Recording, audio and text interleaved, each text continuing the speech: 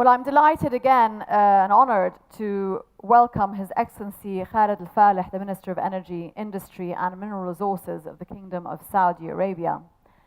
His Excellency Al-Falih is also Chairman of the Board of Saudi Aramco, and during his 3-decade career at the company has been recognized for driving strategic organizational transformation through exceptional leadership and vision. Previous to being appointed Chairman in 2015, His Excellency was President and CEO of Aramco. His Excellency's appointment as Minister of Energy and Industry and Mineral Resources is a reflection of the key economic and business changes that are part of the Saudi Vision 2030. Previous to his current ministerial role, His Excellency was also Minister of Health for the Kingdom. He also chairs several boards, including Ma'adin and the Royal Commission for Jbel and Yanbu'. Please join me in giving His Excellency a very warm welcome to the podium to deliver the inaugural address.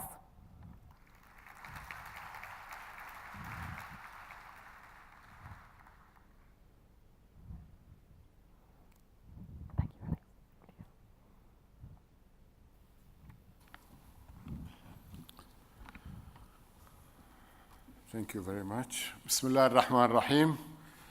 وأسعد الله صباحكم جميعا. أخي وزميلي صاحب المعالي الأخ العزيز سهيل مزروعي، أخي سمو الأمير سعود بن ثنيان، أنا سعيد جدا بلقائك اليوم واستمرارك باهتمامك بهذه المنظمة وهذه الصناعة بعد مسيرة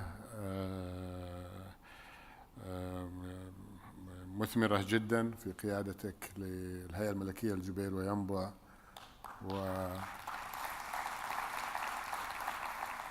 وترأسك لمجلس إدارة عملاق صناعة البتروكيماويات شركة سابك، أصحاب السمو والمعالي والسعادة مرة أخرى، السلام عليكم ورحمة الله وبركاته. Ladies and gentlemen, it is a great pleasure for me to be back in Dubai for the annual GPCA forum, which I have had the pleasure of addressing twice before, but I have to also admit that even when I wasn't addressing, I have been following each and every meeting and following the deliberation that you have been having in this fantastic gathering. And each time I find the forum has attracted new leaders with fresh perspectives, making enriching contributions to our industry. And it's undoubtedly the most important chemical industry forum in our region, growing in significance each year as the sector itself gains greater global prominence and becomes more essential for the Gulf's future economic development. And of course, the GPCA has been indeed very catalytic to the growth of the sector. Many people should be appreciated. My dear friend Muhammad Al-Madi, of course, has been quite instrumental, and also Dr. Abdul Wahab Sadoun, and more recently, the last 2 years, our first speaker, Yusuf Al-Banyan, all of them, I thank you very much for the great work you have done to get as many people as we have here in this room to deliberate, network, and take our industry forward.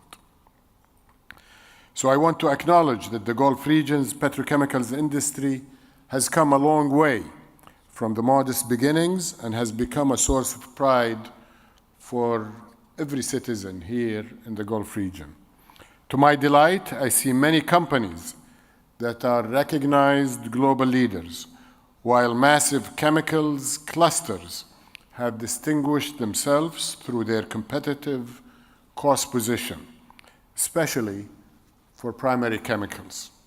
Along this journey, petrochemical businesses have built a strong position on cost leadership, supported by the region's governments and having forged a prosperous and productive partnership with the oil and gas industry.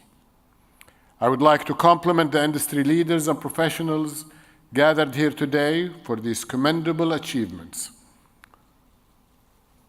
But while history offers a great deal of satisfaction as well as valuable lessons, it is much more important to think about what our future ought to be. Therefore, the focus of my remarks today is on turning our cost leadership into value leadership, which will pay enormous dividends in multiple ways. Let me begin with a quick look at our region's tremendous competitive advantages and the firm foundation upon which we can build. First and foremost, the Gulf region's ample and competitively priced supplies of fuels and feedstocks. Our manufacturing plants can draw further strength from economies of scale, while regional governments that are eager to diversify their industrial bases are ready to support the industry's vigorous growth and value addition. Also, the long-term labor force availability is plentiful, with 40% of the population below the age of 15.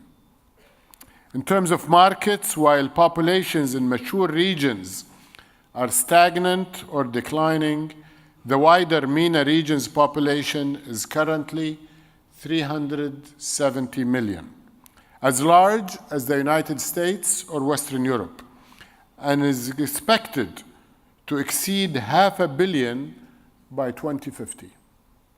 In addition, MENA's geographic location allows us to efficiently and effectively serve both the vast Asian and well-developed European markets and to meet the future needs of growing African economies.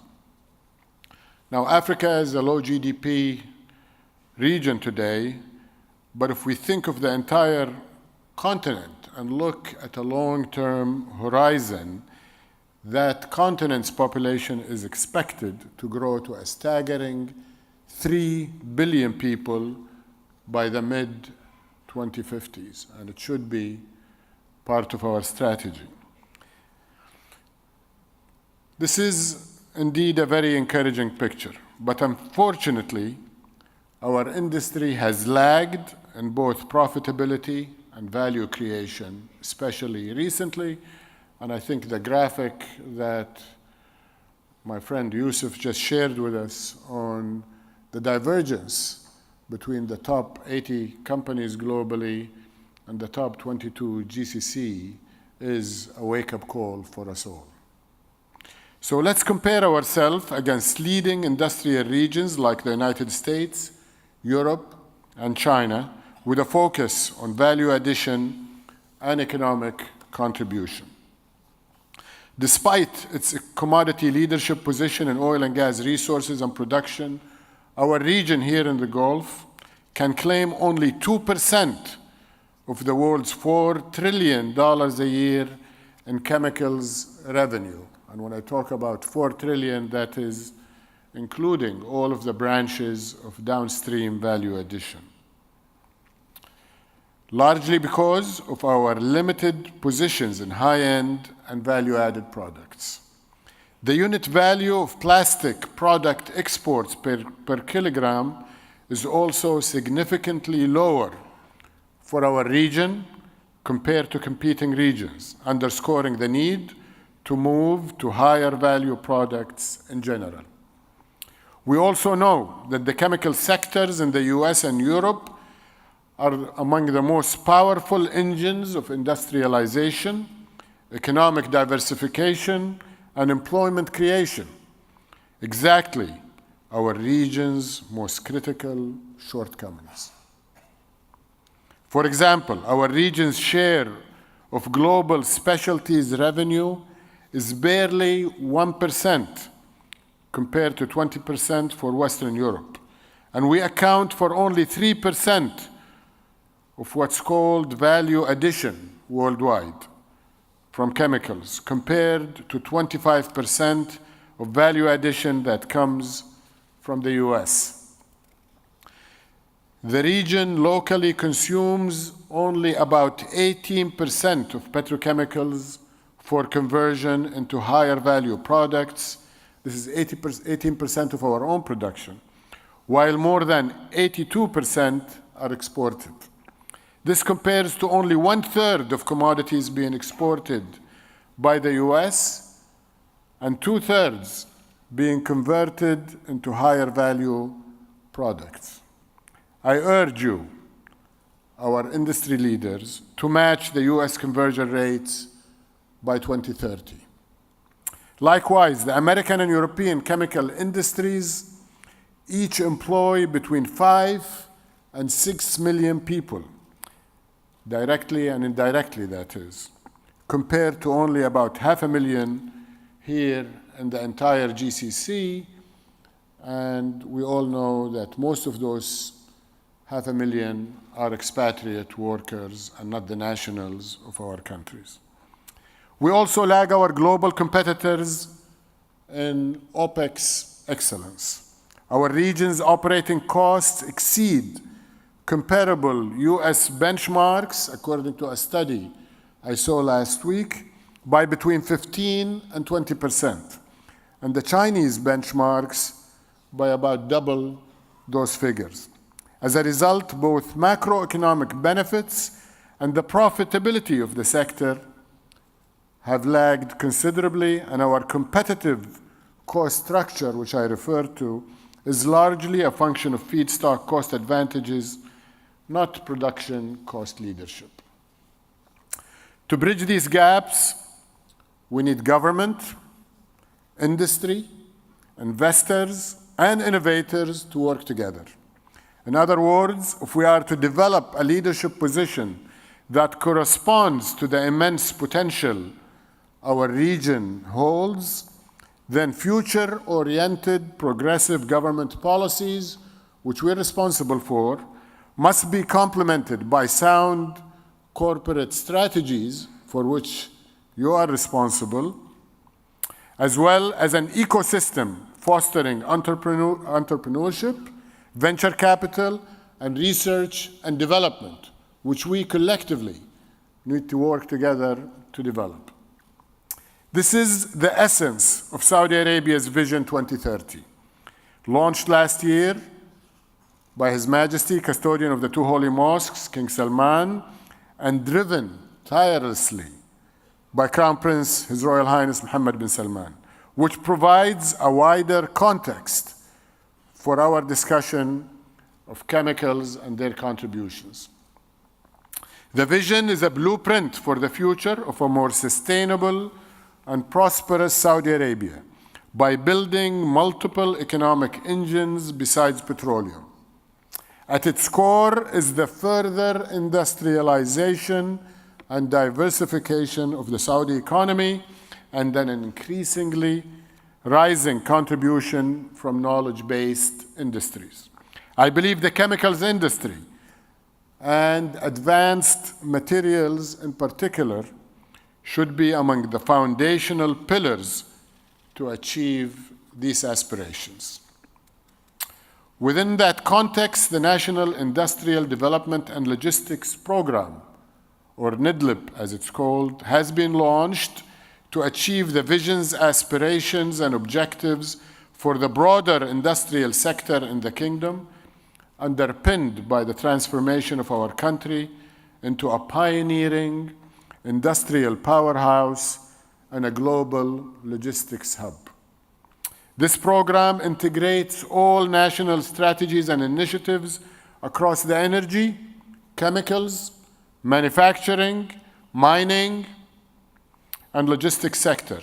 It also encompasses the design and provision of key industrial enablers, including research and innovation, adoption of Industry 4.0 technologies and processes, export promotion, the upgrade of special economic zones, infrastructure and industrial land, human capital development, and of course, financing.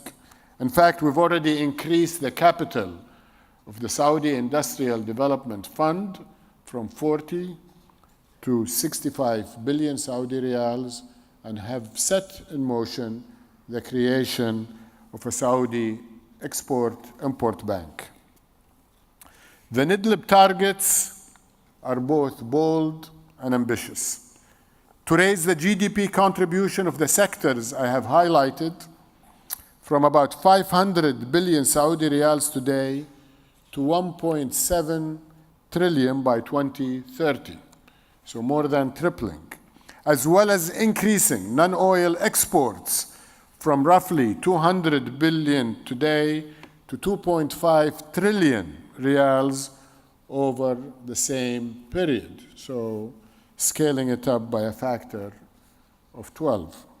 I am sure it is obvious to all of you that these targets must be achieved by growth in value and not simply in volume alone. So how do we transform the industry from a cost leadership and commodities focus to a high-value creation focus? There are multiple growth opportunities to be captured across the value chain, particularly increasing the value capture from our current production of basic and intermediate chemicals, expanding further downstream into specialty chemicals and conversion products, and prioritizing differentiated and branded products that can compete with the best in the industry. Of course, successful downstream expansion requires deeper understanding of customers, their value chains, and critical applications of our products, both existing and prospective. In Saudi Arabia's case, further value from our existing base can be created by integrating chemical plants with the rest of the industrial ecosystem. The advanced materials you will be producing will enable the development of other competitive industries in the kingdom, including automotive, aerospace, renewables, pharma and biotech, military industries, and building materials, among others.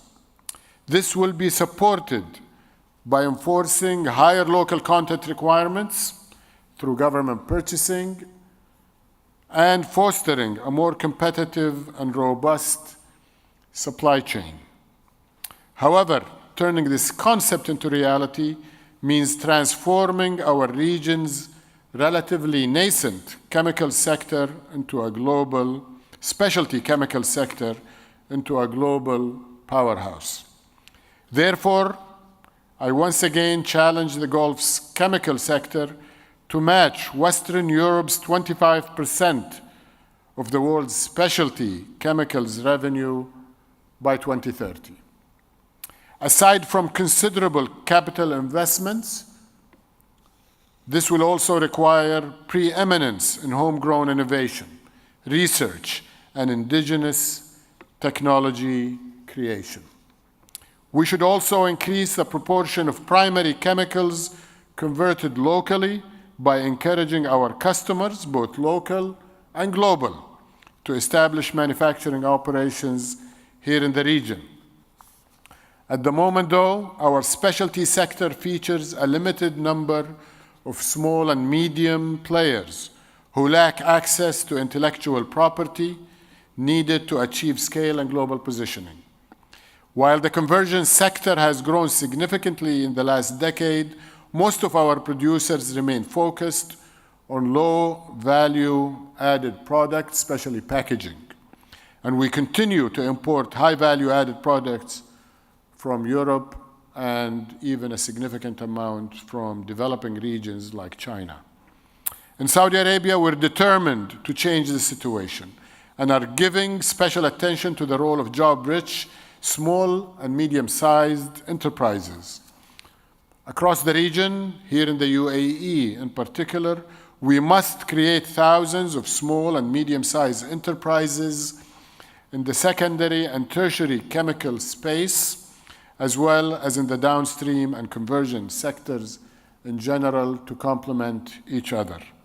Such a diverse and dynamic range of SMEs will accelerate value addition, enable greater industrialization, and help to sustain employment creation.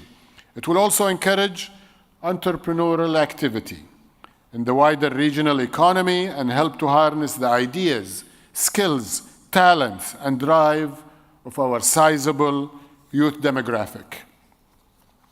At the primary industry level, sizable prospects still exist in enhancing the integration between refining and chemicals, which offers a more diverse slate of petrochemical products and in the exciting direct conversion of crude into chemicals technology.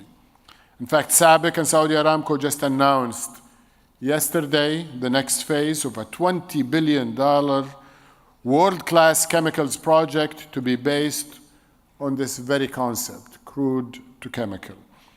This will process 400,000 barrels per day of crude oil and produce 9 million tons of chemicals and base oils annually, and I commend both companies for this bold and exciting venture.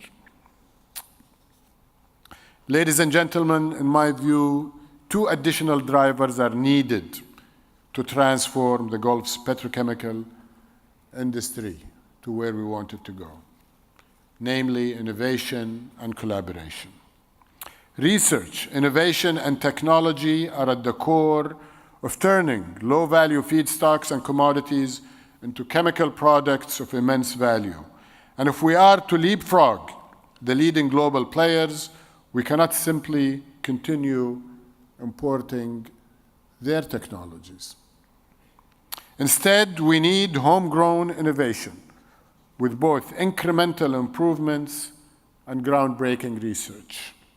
That requires a stronger innovation ecosystem, including greater commitment and investments in R&D, as well as the active involvement and engagement of academic and dedicated research institutions. Therefore, let's commit ourselves to creating a Silicon Valley of sorts for chemicals innovation, entrepreneurship, and startups right here in our region.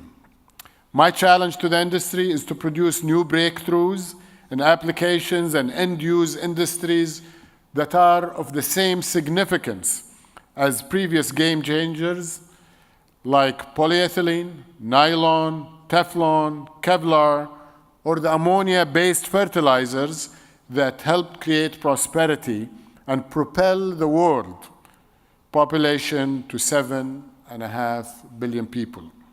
In this vein, one area ripe for investment is CO2 conversion to value, which may unlock entirely new value chains and industries, products and applications, while providing economically sustainable environmental benefits related to carbon emissions and climate change.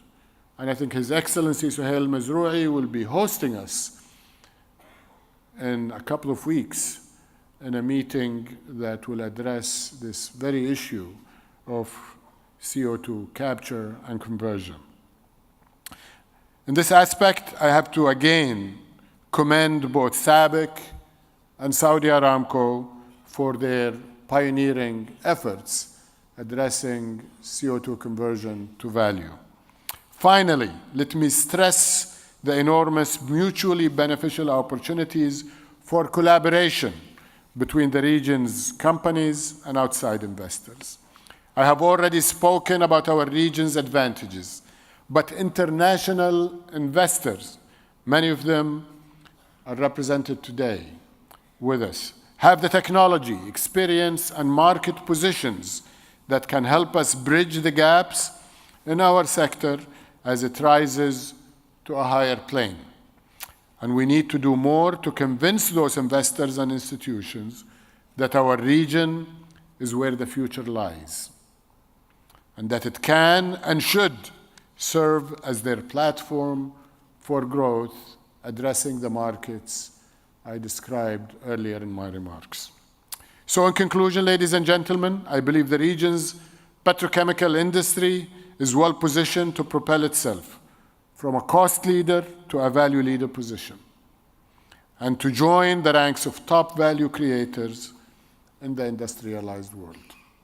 However, the challenges ahead are substantial, and to reach the next level, we can no longer simply rely on the benefits that come from an abundance of feedstocks, economies of scale, and a product slate dominated by primary chemicals.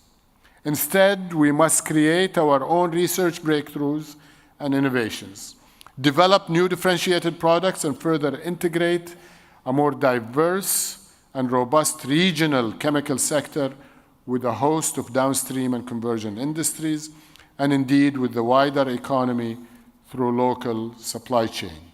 That means adding value by making wise capital decisions, fostering a more entrepreneurial ecosystem, scaling up our efforts in research and development, better tapping the enormous potential of our own people, and encouraging collaborative relationships with international investors for our mutual benefit. None of that will be easy, but looking at the leaders and professionals assembled here today, I believe our regional chemicals industry has what it takes to create the bright future to which we all aspire. Thank you very much for listening.